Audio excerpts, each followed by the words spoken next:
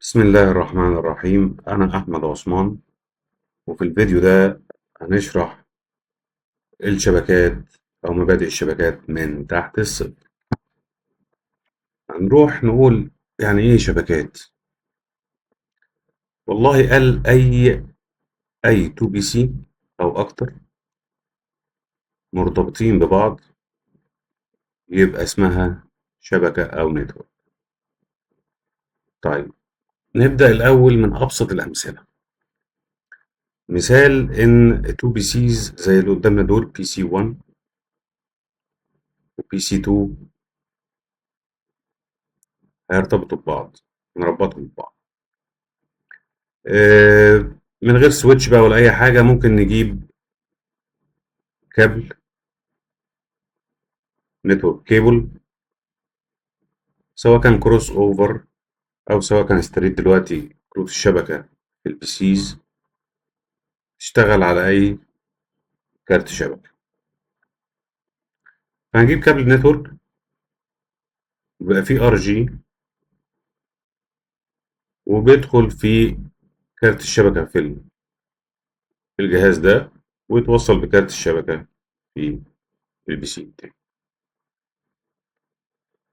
ده ابسط نموذج للشبكه. طيب، يعني كده هما الاتنين شافوا بعض. لو جيت على بي سي 1 مثلا، عايز تدخل على بي سي 2 هتدخل عادي، بس هتدخل على ايه؟ على الحاجة اللي هيشيرها لك بي سي 2. ممكن يشير لك، او هيشاركك الهارد ديسك درايف، ممكن يشاركك او يشير لك فايلز معينة. آه، ازاي بقى بتدخل من بي سي 1 لبي سي 2؟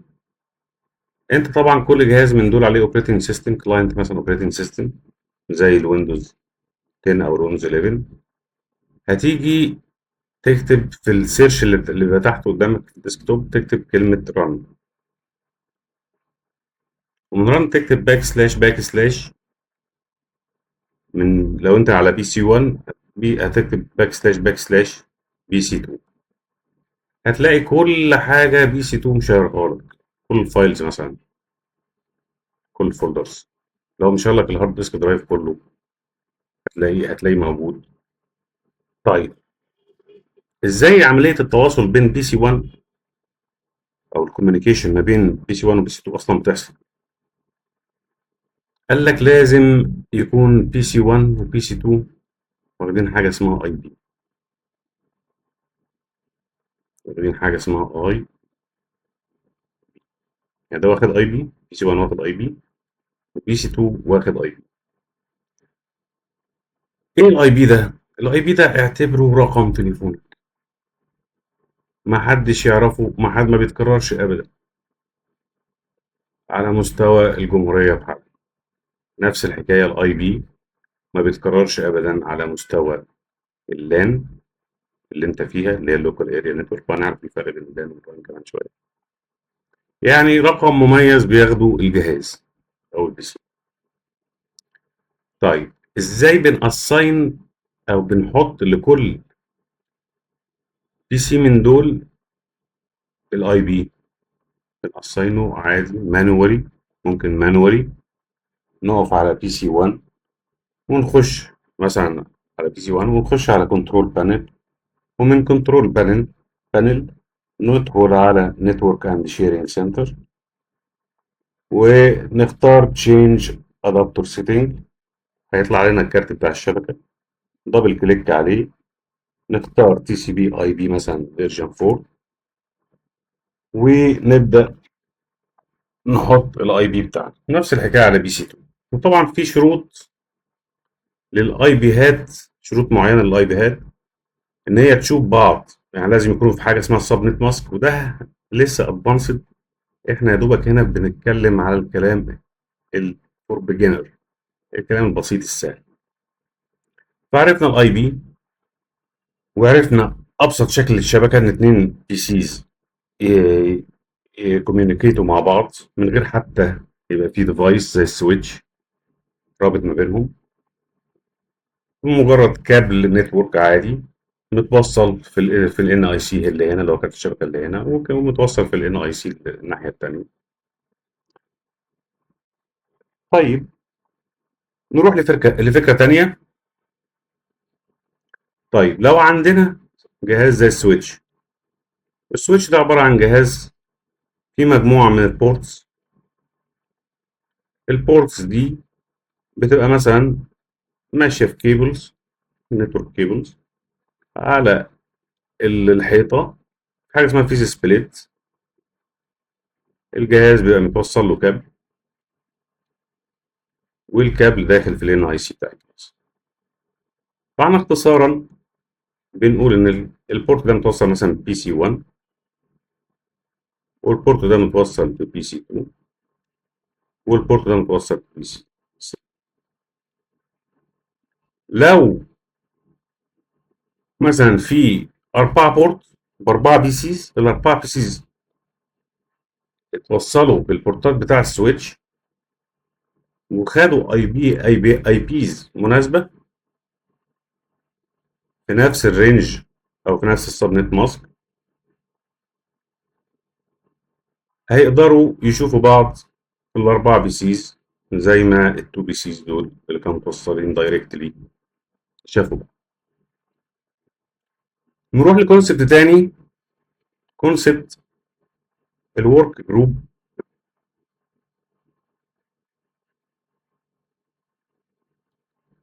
والدومين.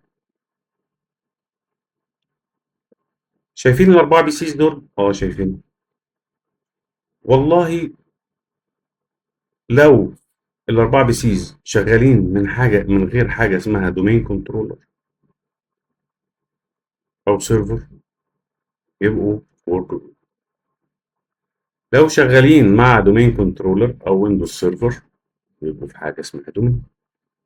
طب ايه الفرق برضو بين الورك جروب والدومين؟ الورك جروب مجرد 4 بي سيز متوصلين على السويتش من غير سيرفر،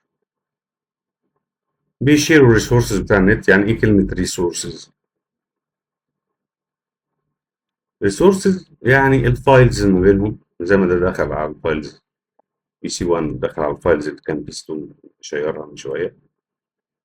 فالريسورسز دي زي الفايلز، زي البرينترز. ممكن البي سي 2 يشير برينتر هو متوصل بيها البي سي 1، ممكن هنا بي سي 3 يشير برينتر هو متوصل بيها للكل. دي الريسورسز بتاع النت، فايلز، برينتر، حاجات زي كده يعني.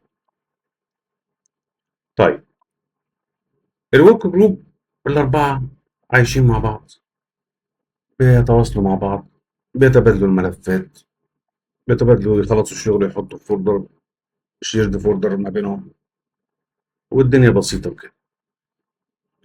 لكن الدنيا الأعقد بتبقى مع الدومين. تخيل ال4 بي سي دول 4000 بي سي أو 400 بي سي، هيحتاجوا حاجة اسمها سيرفر، وكلهم هيجوينوا السيرفر ده. يعني كلهم اللي هيتحكم فيهم السيرفر ده. وعشان أجوين بي سي للسيرفر أو للدومين، برضو الموضوع بيتعمل، ممكن يتعمل مانوالي. بتخش على ماي كمبيوتر، كليك يمين بروبرتيز، تختار ادفانسد سيستم سيتنج، تختار التاب بتاع كمبيوتر نيم، وتبدأ تأساين أو تجوين الكمبيوتر للدومين. طيب احنا لو معانا 400 سيرفر متوصلين بالسويتشات، وعملنا جوين ليهم للسيرفر، ليه بنعمل الحكايه دي؟ قال لك عشان هنا الانفايرمنت نفسها او اللان نفسها بقت اكثر تعقيدا، فبقت محتاجه زي سنترلايزد، نقطه كده تبقى سنترلايزد عشان تتحكم في الكل. تدي بيرميشن مثلا ليوزرز معينه، مين يدخل على الجهاز ده، ومين يقعد على الجهاز ده، ومين يقعد على الجهاز ده. دنيا كبيره بقى. تدي مين يدخل على النت، مين ما يدخلش على النت. تبدأ لنا هتظهر مشاكل من أنواع جديدة، هتحتاج إن إحنا نستخدم دومين كنترولر أو سيرفر. السيرفر بيبقى نازل عليه نسخة مثلا ويندوز سيرفر، وبنسميه سيرفر. البي سيز ديت العادية اللي شغال عليها اليوزر العادي، مش المهندسين الاي تي. يوزر عادية في الشؤون الإدارية، في المالية، في أي قسم في الشركة، بيبقى عليها نسخة اسمها كلاينت. نسخة ويندوز اسمها كلاينت زي الويندوز 10 زي الويندوز 11. دي فروقات مهمة ومصطلحات مهمة، عشان احنا بنتكلم في الناس اللي عايزة تجوين معانا وهي لسه الاكسبيرينس بتاعتها زيرو أو النولج بتاعتها زيرو. طيب، هنروح لحاجة اسمها، هناخدها طبعا بالتفصيل في الفيديوز اللي جاية، ان انا بعتبر الفيديو ده كان المفروض يتعمل الاول، فده الفيديو رقم 0. قلنا الفرق بين اللان والوان. لان لو انت قاعد في شركة، الشركة دي مثلا في لوكيشن واحد وليكن نيويورك، فيها أجهزة كمبيوتر وليكن 300 بي سي. ال 300 بي سي دول في فيزيكال لوكيشن واحد في نفس المكان اللي الشركة بتقع فيه، وكلهم متوصلين بسويتش أو أكتر من سويتش، وبدأنا نعمل نتورك ما بينهم.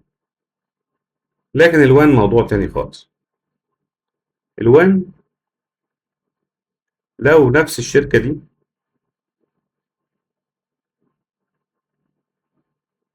حبت تعمل فرع تاني في مكان تاني،